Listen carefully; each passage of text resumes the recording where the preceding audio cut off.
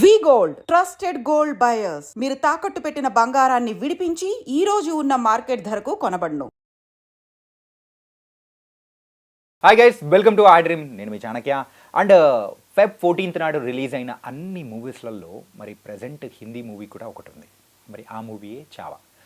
మరి ఆ చావా మూవీ గురించి మనము ప్రత్యేకంగా మాట్లాడుకోవాలి. It's based on a true story.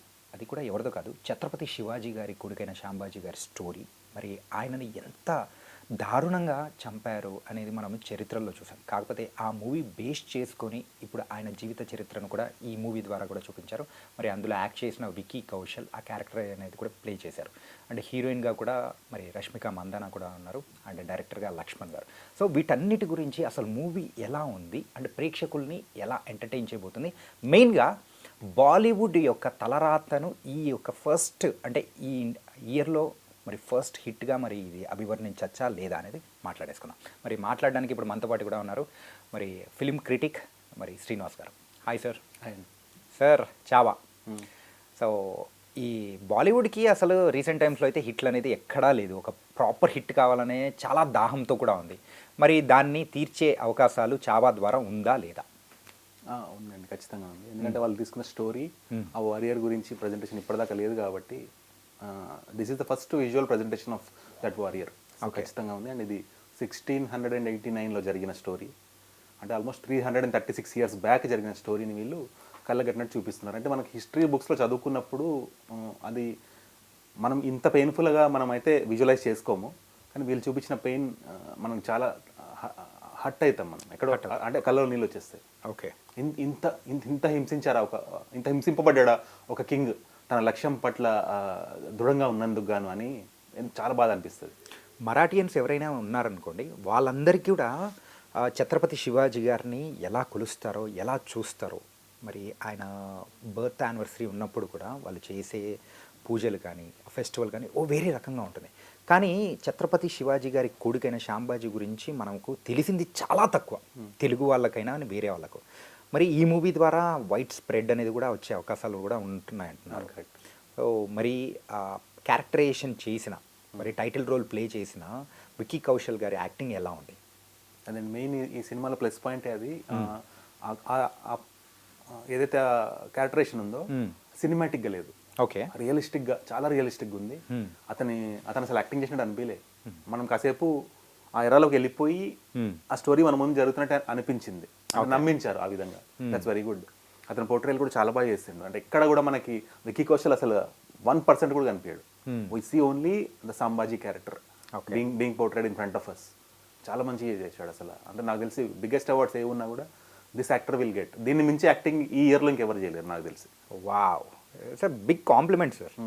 ఏంటంటే ఆ టైప్ ఆఫ్ యాక్టింగ్ చేశారంటే ప్రేక్షకుల మనసులను కూడా కదిలిచ్చేసారని అనిపిస్తూ ఉంది. Almost last year national award మన అల్లు అర్జున్ గారికి వస్తే ఈ ఇయర్ నేషనల్ అవార్డు దీనికే అనుకోవాలి.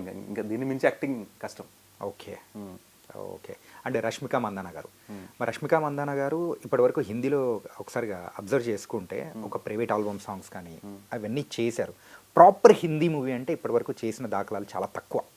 మరి ఈ మూవీ రష్మిక మందానా గారికి కూడా చాలా అంటే చాలా ఇంపార్టెంట్. బాలీవుడ్లో నిలదొక్కోవడానికి, ఒక నేషనల్ క్రష్ అనే పేరుకి సార్థకం చేయడానికి మరి ఎంతవరకు ఎంటర్టైన్ చేశారు? ఆమె అంటే ఒక హిస్టారిక్ మూవీలో ఆమె ప్రజెన్స్ ఉండడం గ్రేట్గా చెప్పుకోవాలి. కానీ ఈ సినిమాలో అంత యాక్టింగ్ స్కోప్ దొరకలేదు. అండ్ అంత స్క్రీన్ స్పేస్ కూడా తక్కువ వెన్ కంపేర్డ్ టు ఇది మొత్తం సంభాజీ మీద బేస్ అయి ఉంటుంది స్టోరీ. అతని ఇన్సిడెంట్స్, వాళ్ళ టైంలో వార్స్ ఎలా జరిగేవి, ఎలా గొరిల్లా వార్స్ ప్లాన్ చేసేవాళ్ళు, ఎలా అటాక్ జరిగేది, ఎనిమీస్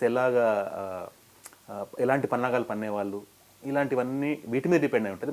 మధ్యలో మాత్రమే ఫ్యామిలీ ఎమోషన్స్లో ఈ అమ్మాయి గురించి ఉంటుంది. కానీ ఆ అమ్మాయి యాక్టింగ్ అంత ఎలివేట్ అయ్యే సినిమా అయితే కాదు. బట్ అంత మంచి హిస్టారిక్ సినిమాలో ఈ అమ్మాయి ఉండడం అదొక ప్లస్ పాయింట్.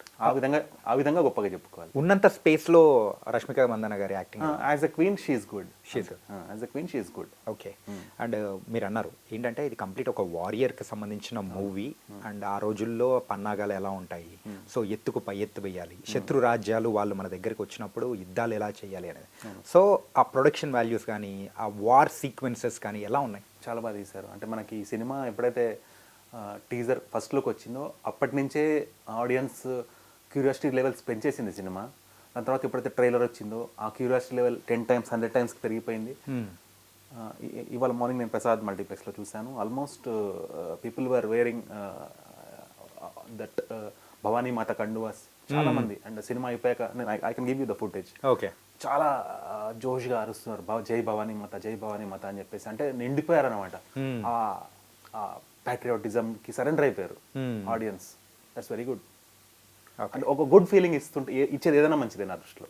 ఒక పాజిటివ్ ఫీలింగ్ ఇచ్చేది ఏదైనా మంచిదే. కాకపోతే యాజ్ సెన్సిటివ్ ఆడియన్స్ ఉంటారు కదా, చిన్న పిల్లలు ఉంటారు ఫ్యామిలీలో, కొంచెం సెన్సిటివ్గా ఉండేవాళ్ళు చాలా ఎక్కువ డీప్గా బాధపడే సన్నివేశాలు సినిమాలు చూపించారు క్లైమాక్స్లో. అంటే నిజంగా జరిగింది, కానీ అది చూపించడం మనకు చాలా బాధ కలిగిస్తుంది. అంటే అంత వారియర్ ఇంత ఇంత అంటే ఇంత మరీ టూ మచ్గా హింస పెడుతుండడం ఏంటనేది మనకి ఎక్కడో బాధ కలిగించేస్తుంది. సో ఫైనల్గా అయితే థియేటర్ నుంచి బయటకు వచ్చేటప్పుడు సో ఒక ఎమోషనల్ రోలర్ కోస్టర్ రైడ్. అంటే మనకు ఒక 5 minutes పడుతుంది, మనం ఆ జోన్లోంచి నార్మల్ జోన్కి రావడానికి 5 minutes గ్యారంటీ పడుతుంది మనిషి అన్న వాళ్ళకి. యా, అండ్ శాంబాజీ గారి గురించి తెలుసుకున్నప్పుడు ఆయన ఎండింగ్ డేస్, సో ఎంతటి చిత్రహింసలు అనుభవించి ఆయన ప్రాణం విడిచారు అనేది ఒకసారి చదువుతూ ఉంటేనే కళ్ళల్లో నీళ్లు తిరిగాయి. అది ఇప్పుడు స్క్రీన్ మీద చూపించారు, అది కూడా సక్సెస్ అయ్యేలా చూపించారు అని అంటే it's not an a small thing. And ఇక్కడ మెయిన్గా మనం మాట్లాడుకోవాల్సింది డైరెక్టర్ లక్ష్మణ్ ఉతేకర్ గారి గురించి. సో ఆయన డైరెక్షన్ ఎలా ఉంది ఏంటి? అదే ఆయన మెయిన్ ప్లస్ పాయింట్ ఏంటంటే రియలిస్టిక్గా పోర్ట్రే చేయడము, ఎక్కడ ఆర్టిఫిషియాలిటీకి స్కోప్ ఇవ్వలేదు. Maximum cinema goes in realistic manner. Screen play కూడా స్లోగా ఉంటుంది, హడావిడిగా తీయలేదు, స్పీడ్ కట్స్ అలా ఏం చేయలేదు. ఏదైతే అంటే ఆ ఎరాలో ఎలా స్లోగా జరిగేవి థింగ్స్ అలానే తీసుకెళ్లారు సినిమాని. సినిమా కూడా కొంచెం స్లోగానే ఉంటుంది, కానీ ఎక్కడెక్కడైతే వార్ సీక్వెన్సెస్లో వీళ్ళు విక్టరీ చూస్తూ ఉంటారో అక్కడ మాత్రం తెలియని గూస్ బంప్స్ మనకు తెలియకుండానే వస్తూ ఉంటాయి. అయితే సినిమా స్టార్ట్ అయ్యి కాసేపటికి మనం ఆ వారియర్ లైఫ్ చూస్తుంటాం కదా, అతని పౌరుషము, అతని పరాక్రమం, అతని తెలివి ఇవన్నీ చూస్తున్నప్పుడు మనము మన రియల్ హిస్టరీ మర్చిపోయి ఇతను గెలవాలి కదా అని అది ఫిక్స్ అయిపోతాం. కానీ అతను పట్టుబడిపోతే మాత్రం మనకే తెలియని బాధ వచ్చేస్తుంటుంది, ఇలా ఎందుకు జరిగిందని. అంటే మన హిస్టరీ మీద మనకే కోపం వస్తుంటుంది ఆ పర్టికులర్ ప్రొజెక్ట్. అది రియల్ అయినప్పటికీ కూడా మన కోపం వచ్చేస్తుంటుంది, ఇలా ఎందుకు జరిగిందని. సో మరి ఈ మూవీ పాజిటివ్స్ గురించి మాట్లాడుకున్నాం, కాకపోతే మరి నెగిటివ్స్ అంటే ఏం చెప్తారు? అంటే రాజమౌళి లాంటి వాళ్ళు తీసుకుంటే సినిమాటిక్ ఎలివేషన్స్గా చూపించేవాళ్ళు, అది సినిమాటిక్ ఎలివేషన్స్ మిస్ అయినాయి. రియలిస్టిక్గా తీశారు సినిమా. ఓకే, నెగటివ్ అంటే ఇంకేం లేదు, సినిమా చాలా బాగా తీశారు. Okay, and conflict between hero and villain, ఆ డైలాగ్స్ ఎక్స్చేంజ్ చాలా బాగుంటుంది. అంటే అతను అంత హింస పెడుతున్నా కూడా, ఎంత ఎక్స్ట్రీమ్ లెవెల్ ఆఫ్ హింస పెడుతున్నా కూడా ఎక్కడ కూడా గివప్ చేయకుండా జై భవానీ మాత అంటనే ఉంటాడు తప్ప ఎక్కడ కూడా 1% కూడా డ్రాప్ అవ్వకుండా. అంటే ఇట్ షోస్ అంటే ఒక వారియర్ కానీ ఇప్పుడు మన ఆర్మీ సోల్జర్స్ కానీ ఇలాంటి వాళ్ళ సినిమా చూస్తే అసలు వాళ్ళ జోష్ మల్టిప్లై అయిపోద్ది దేశం పట్ల, వాళ్ళ అంబిషన్ పట్ల, వాళ్ళ లక్ష్యం పట్ల. ఎవరైనా అంటే వాళ్ళనే కాదు, any person who represent the country. అంటే ఇప్పుడు మన ఇండియన్ క్రికెట్ ప్లేయర్స్ కానీ, ఫుట్బాల్ ప్లేయర్స్ కానీ, any person who represents the country, ఈ సినిమా చూస్తే వాళ్ళలో ఆ జోష్ మల్టిప్లై అయిపోద్ది. వాళ్ళకి తెలియకుండానే దేశం కోసం ఏదో చేయాలనే ఫీలింగ్ నిండిపోద్ది. ఆల్రెడీ వాళ్ళకి ఆ ఫీలింగ్ ఉంటుంది, అది ఎంతో అంత మల్టిప్లై ఎన్హాన్స్ అవుతుంది. అండ్ ఫైనల్ క్వశ్చన్ ఏంటంటే బాలీవుడ్ చాలా ఆకలితో ఉంది ఒక హిట్ కోసం, మరి ఆ హిట్ దొరికిందంటారా?